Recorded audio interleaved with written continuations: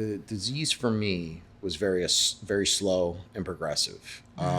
You know, you know, work like I wanted to achieve. I wanted to make money. Money was a big thing.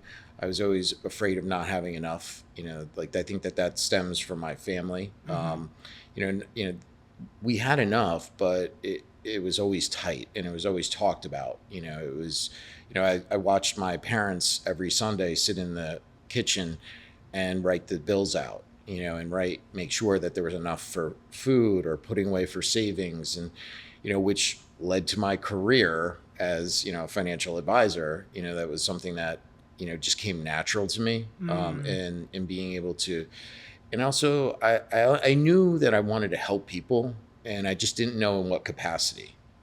So, you know, I continued working. I worked down by Wall Street for a few years as an executive recruiter. And it was during the time of, you know, late 90s, then early 2000, then 9/11, which I was there for. And after that, you know, I wanted to go back to Westchester where my friends were. I didn't like living in the city.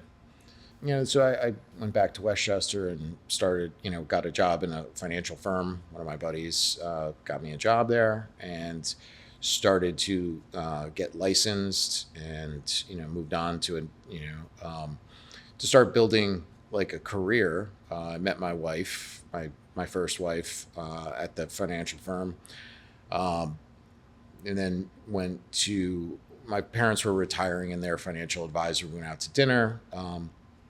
Got to meet with them, and then we, I really loved what he did in helping people in financial planning. So, we formed a relationship, and I started working with him.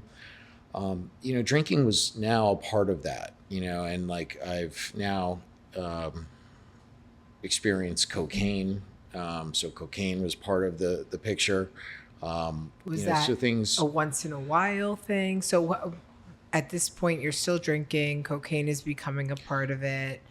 And, you know, it's mid 2000s. Yeah. Right? And so does cocaine become a more regular thing? Yeah, it picked up because now my buddies are a little bit older. You know, one of them lived in the city. You have money. Yeah, and we'll have some money. And you know, he worked for a record label, so that was, you know, go to parties, you know, go to private parties, get in, you know, and, you know, cocaine was, you know, a big thing. You know, we'd get cocaine and then go out at 12 o'clock at night and stay out all night. But it was still like, you know, like it was able to keep under wraps. Like I loved it, enjoyed it. And, you know, it allowed me to drink the way I wanted to and more, you know, and keep going. But, you know, then I could put it down. So Monday came, you were able to separate, okay, cocaine, alcohol, still a weekend thing. Yeah.